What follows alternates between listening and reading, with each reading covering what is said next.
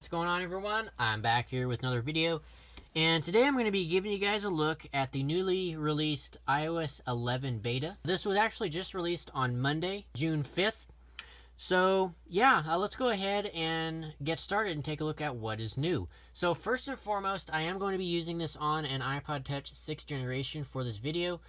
So there are some features that will not work and I will not be able to show you, unfortunately. But the majority of what's changed should be able to be shown in this video. So, the first feature involves messages. So, if we jump into messages here, there is now a new app drawer as well as some new full screen effects. So, as you can see here at the very bottom of the screen, you can see there is now an app drawer that you can access and is persistent wherever you are within the message thread. So as you can see, if you scroll across it, the icons will get larger so you can see them better, and you can do that, and then it jumps back down when you're done using it. So that's pretty cool. And of course you can still tap on the application icon here and it puts it away if you don't want it, and then if you tap it again, it'll bring up and you can tap each icon and see what it does and still get the mid-screen view of your applications. So that's the first new feature with iMessage. The next is, like I said, full screen animation. So there are two new ones. So if I start typing a message and hold the send button, when we go to the screen section here, as you can see, the first one is kind of where it replicates the message in a bunch of little bubbles. As you can see there, it's kind of a neat effect. The second is a spotlight.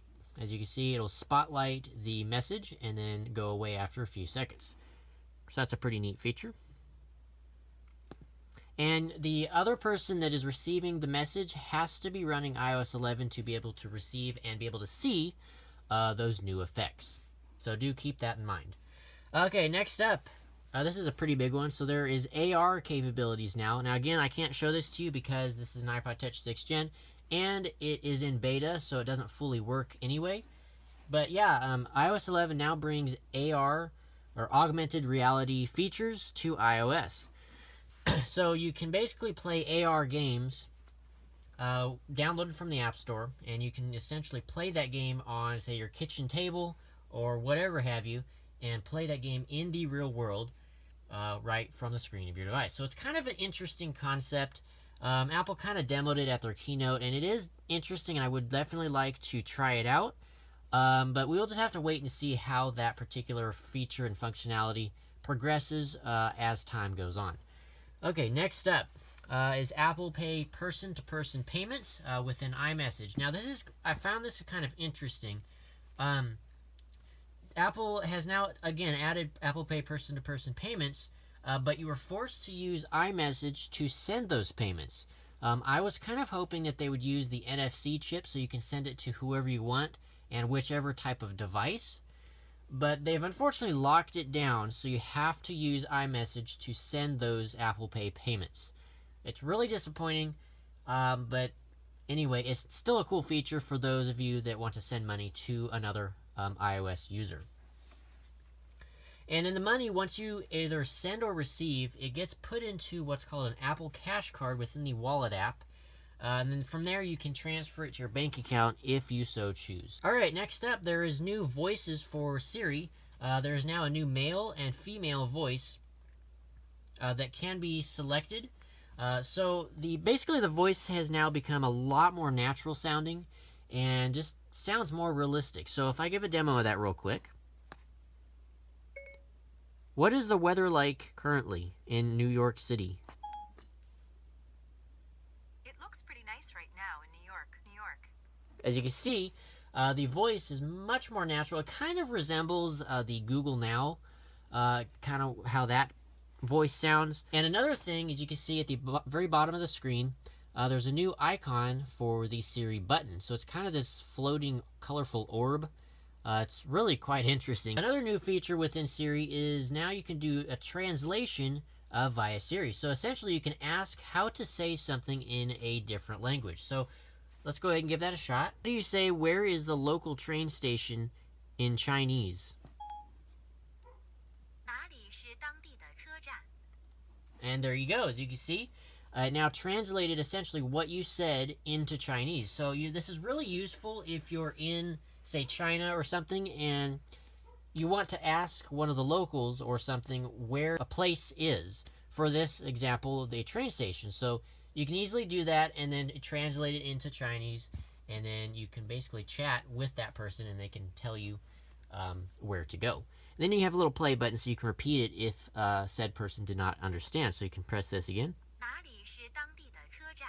There you go, and you can repeat it as many times as you need. And the last new feature involving Siri involves the settings for it. So if we jump into settings here, if we scroll down to General, Accessibility, and then scroll down until you find the Siri section. And the new thing is you now have Type to Siri. So if we turn that on, you will now no longer use your voice to control Siri, which in some situations this could come in handy. So if I open up Siri, as you can see, it will now, instead of bringing up the voice interface, it will bring up a keyboard and a typing bar, so you can type your question within Siri. This is actually, again, really useful if you're in a situation that you have to be quiet, or if you're someone that doesn't like to use the voice portion of Siri. You can always now just type your question and get the same response as if you were to speak it. Alright, next up are some new features with the live photos. So these are something that I unfortunately can't show because this is the 6th Gen iPod Touch. But live photos now get new editing features. So you can now apply a loop, a bounce, as well as a long exposure effect. So a loop essentially replays the live photo over and over and over again, kind of like what Vine used to do with the short little videos. Bounce essentially plays the video and then rewinds it over and over and over again. So kind of an interesting feature there. And then the last one is long exposure, and essentially what that would do is when you take a photo of something, say a running river or a waterfall or something, it will essentially apply a long exposure effect to the photo, giving you the illusion that you did a legitimate long exposure using a camera such as a DSLR. So it's really interesting. We'll see how that turns out and how well that actually works as the betas get released. But yeah, so that's really something that's quite intriguing to me, since I am someone that's into photography. And then lastly with the live photo editing is you can now choose which frame of the live photo you want to be your main image, as well as being able to trim the live photo to make it shorter in length. Alright, next up is a pretty big one. The control center has now been completely redesigned from what it was before in iOS 10. So if I drag up here, as you can see, the control center is totally different. It looks nothing like it did before. And one thing that is a welcome change to me is that everything is now all on one page. You do not have to scroll back and forth between pages to get access to your certain settings. One of the big problems for me was the music controls. Every time I wanted a music control, I'd have to swipe over to the right and then access the music. So it's really a welcome change that music is now, and pretty much everything is now all on one page.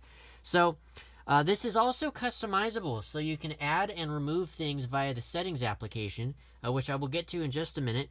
But first and foremost, each of these options have kind of hidden options within it. So for devices that have a 3D touch capability, you would 3D touch on one of these icons and it'll give you more features. But if you have a device that does not have 3D touch, you still are able to access those extra features. For example, you do a long press, and it basically acts as a 3D touch, which is really neat. So essentially here you can see it expands out the music controls, and you tap and it goes away. Same thing over here, you expand this out and it gives you more controls. Now if you were to add more in here, more would show up. And if you have an iPhone, you'll see things like a cellular data toggle and things of such. And then you have the volume and brightness sliders. So as you can see, you can immediately change those straight from here by dragging your finger up and down. Same thing for brightness, you can drag that up and down. And then on brightness, you hold down, and this is where you get access to night shift. And then you of course have all of your other options down here: flashlight, timer, calculator, camera. And then these three are new. These are ones that you can add from the settings application. So if we jump into the Settings app and go to the Control Center section right here. So as you can see, you now have a fully customizable Control Center. So these are all of the current applications and settings that you can toggle within there. And you can remove any of those as you like and reposition them as well.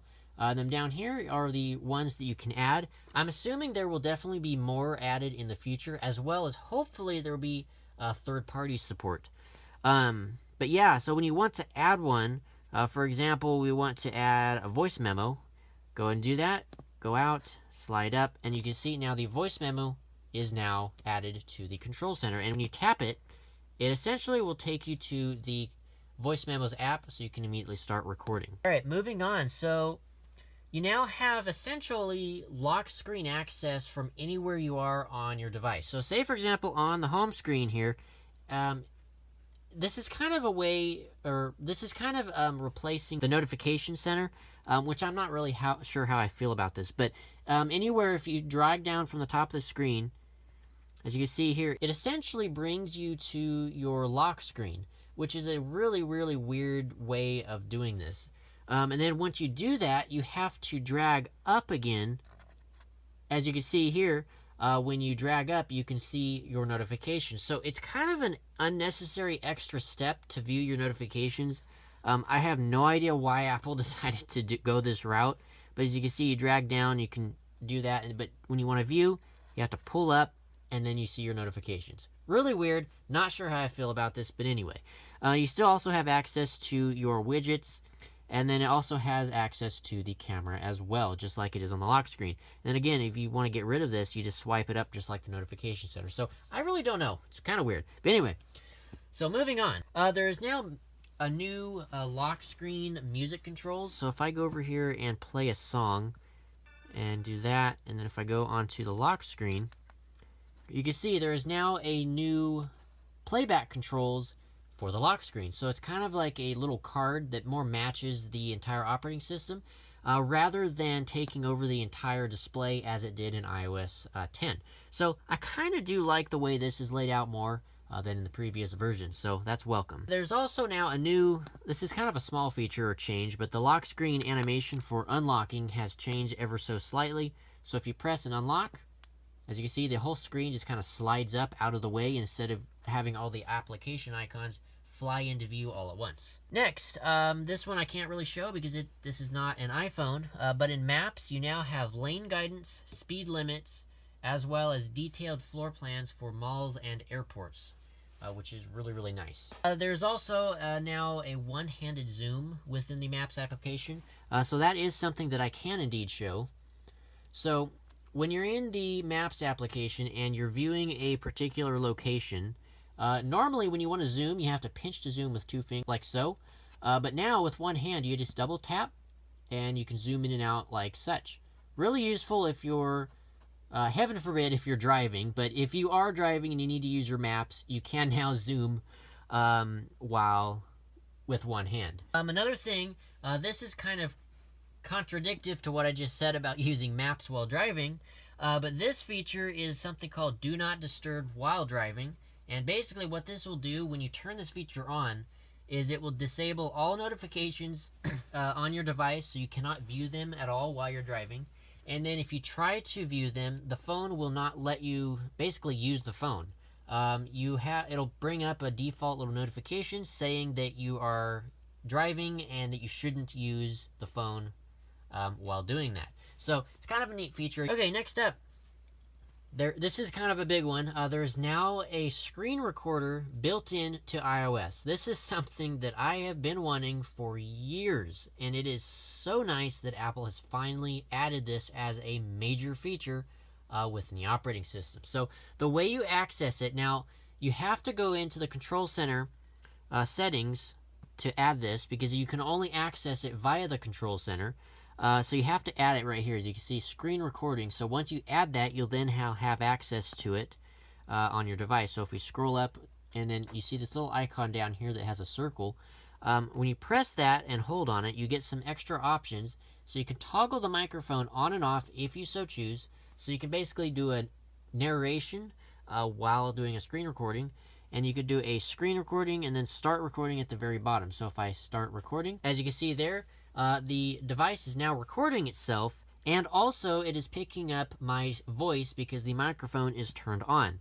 So if we go out of here, as you can see at the top of the screen, we have a little thing saying recording, and it's giving a certain timer, like how long the recording currently is. But anyway, anything you do on your device will be recorded with this recording feature, which is really, really neat. So you can scroll over here, do some things, pull down the notification center thing, whatever, and then you want to disable it or turn it off and stop the recording. You just tap that button once. There you go. And then at the top of the screen, you'll get a notification telling you that it has been saved to the Photos application. So if we go into the Photos app and go over here and view that screen recording, as you can see there you go. You can see that it has recorded everything. So I'll let you guys watch this briefly so we can kind of see how it works. Because the microphone is turned on. So if we go out of here, as you can see at the top of the screen, we have a little thing saying recording, and it's giving a certain timer. But anyway, so that's that, and there you go. So that is the new screen recording feature in iOS. It is really, really nice, really cool, and is going to make reviews of iOS, in my case, kind of a bit easier. So you can just do a screen recording right on device. Okay, next up, we have a new controls for screenshots. So basically, the way screenshots are handled now is completely different. So instead of just directly saving the screenshot to your camera roll by default, the device will basically drop it down into a thumbnail. So if we do a screenshot, as you can see, it brings the little screenshot down into the bottom left, and it will not save it until you act upon it. So if we do that again, and you want to save it, you just swipe to the left, and it'll add it to your camera roll. And then if you want to edit the said screenshot, just tap on it, and it'll give you this menu here where you can instantly draw on top of the photo, lasso a particular selection so you can kind of cut it out, and things like that. And you can go over here and hit this little share button and instantly share the screenshot to whoever you would like. So you can do your message, mail, and all the basic sharing options as you're used to. So really neat. And then if you don't want the screenshot, you just hit done and then delete. There you go. So really neat. This next one is a new application that's been added, and it's called Files. And essentially what this is, it's a file management for iOS, and it's available both on iPhones, iPods, and iPads. So essentially, I'm going to go into detail with this in a separate video, but to give a quick rundown of it, it's basically where all of your files on your device will be located. So if you have documents or PDF files, Word documents, pictures, videos, whatever it might be, you can manage all of that straight from this application, kind of like how you can on OS X. But yeah, you can add folders, you can delete to a trash can, you can add tags just like in OS X, which is really neat. And you can also add third-party cloud services, which unfortunately at this point, since it's in beta, is not available. So, but when it comes to final release, you can add Dropbox, OneDrive, and things of such. So that's really, really nice. This is another one that I can't show you, but it involves the file application, and you now have the ability to drag and drop files just like you can on a desktop computer. So when you're in the Files application, you can press and hold, or tap and hold rather, with one finger, and then use your second finger to drag a particular file or multiple files at once around and add them to a folder, which is really, really neat. Okay, so the next several features are redesigns. So the first one is a completely redesigned App Store, iTunes Store, as well as calculator icons. So you can see the iTunes and App Store icons are totally different from what it was in iOS 10. I'm not sure how I feel about the iTunes Store icon.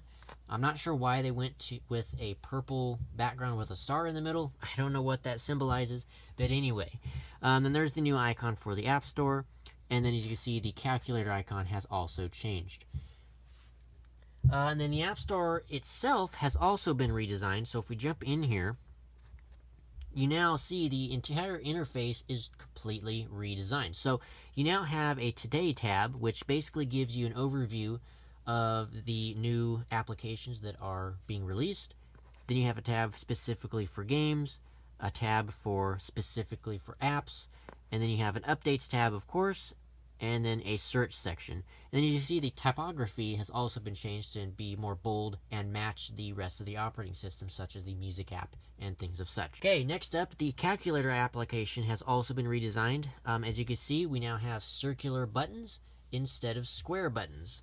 So that's just a little minor visual change. And then the last application redesigned is the podcasts application. You can see here, it too kind of picks up on the overall design aspect as the entire operating system, such as the bold font and everything to kind of go with the App Store as well as the music app. And then lastly, we have Photos, which has also been redesigned slightly.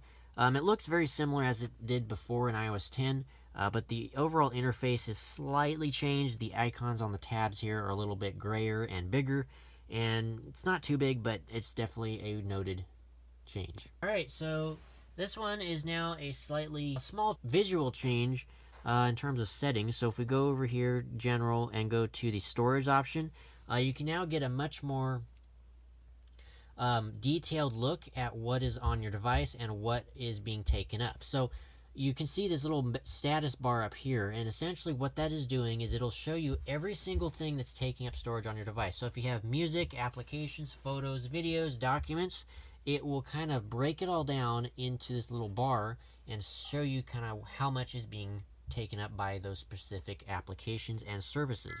And while I'm in here, another thing is this feature called Offload Unused Applications. And basically what that does is when you enable that, it will basically delete any unused applications that you have not used for a very long time.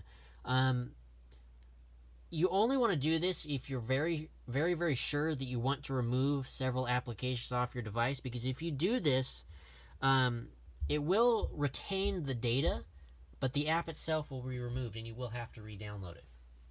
But anyway, it could be a useful feature. Another thing with this is you can also set this up to happen automatically. So now that I would be very careful with doing. But you can turn this on to be automatic if you want your device to automatically delete certain apps that you don't use anymore. But again, be very, very careful with that, because you might end up having the device delete something that you might not want it to. So just keep that in mind. These next couple features involve the iPad, so I can't show it. But the iPad now has a new multitasking switcher. So you gotta get an overall overview of all the applications that are running, as well as the side-by-side applications that you'll also have running. And then the dock is also been redesigned.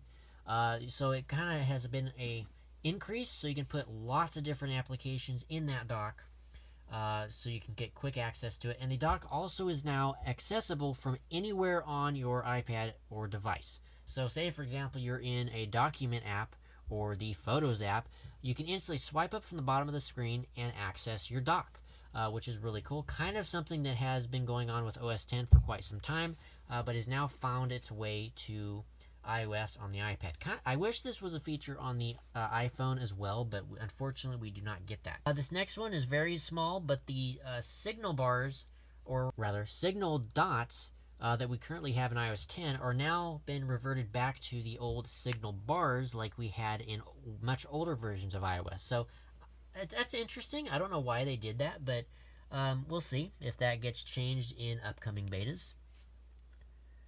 Next up, there's now a document scanner within the Notes application. So if I jump into Notes and we want to create a new note, and when you hit this little plus icon here, you can now see at the very top we have this option of scan document. So if we do that, it will then bring up a camera. From here, then you line up your document, and you can instantly do that from this menu, and then you can edit it like any other document scanner on the App Store, which is really cool. So it's nice to have that now built into the operating system itself. There is also now, again, I can't show you this because it doesn't work on 4-inch devices, but there's now a one-handed keyboard for the iPhone 7 4.7 inch, as well as the Plus version of the 5.5 inch. So you can basically get a one-handed keyboard that you can use either with your right or left hand. depending on your preference, which is really cool. This is another one that involves scanning. There's also now a QR code scanner built into the camera app, and this happens automatically. So there's no feature that you actually turn on. When you jump into the camera app and you just place a QR code right in front of the lens, it'll automatically scan it and give you the option to go to that website that is embedded in that code, which is really cool, kind of interesting. Could be useful. Alright, next up, we have automatic setup for a new device. Basically, what this allows you to do is it allows you to automatically set up a new device that you purchase and instantly transfer your data from your old device over to your new one without ever really needing to have a cloud service or a computer. It's really interesting how this functions, but basically, when you get a new device, you would set it up, go through the setup process, and then you would place your old device or phone or whatever next to the new one, and it'll instantly, I'm assuming it's using the NFC chip, but it's using that somehow and transferring all the data over to your new device all instantaneously and all automatically. So really interesting. I don't know how exactly that's going to work, but we'll just have to wait and see. This next one's kind of a big one. The NFC chip that is built into the iPhone 6, 6S, and iPhone 7 now, in theory, should be, in the final version of iOS 11, should be opened up to third-party developers. I don't know. I cannot guarantee that. That might change. But the way it's looking right now, third-party developers are going to be able to use that NFC chip for pretty much whatever they like. As if you want to send files, if you want to use it for payments, whatever have you. Hopefully that will be a feature in the final version. Next up is a small feature involving the status bar. But if we see here, as you can see, the status bar icons are very slightly changed to what they were in iOS 10. Very minor, but something I thought I should mention. Another design visual change is, as you might have noticed, the dock now no longer displays icon labels. So the text below the icons, when you have an icon in the dock, is no longer present. So you can no longer tell what an app is by reading it. So you basically just have to know what the app is before putting it in your dock. But anyway, that could just be a bug. I'm not sure if that's permanent. That might change by the final release. Next up, this is just small 32-bit applications are no longer supported, unfortunately. Next is GIF support in the Photos application. So if you want to create or save a GIF on your device, you can now easily do that and be able to play back said GIF in your Photos application. And that's pretty much it. Those, I would say, are the major features of the of iOS 11. Now there are several more features that are implemented in this new update, but there's just way too many to cover in one video. This video has already kind of become long enough. But yeah, I've kind of highlighted the major well-known features. But anyway, so yeah, I hope you guys have enjoyed this video. Make sure to hit that subscribe button right down below. It's greatly appreciated. Hit that thumbs up button as well. That's also much appreciated. And if you guys have any questions or comments, drop those down below and I'll get back to them as soon as I possibly can. So yeah, with that all being said, hope you guys have enjoyed, and I'll see you guys in the next one. Peace out.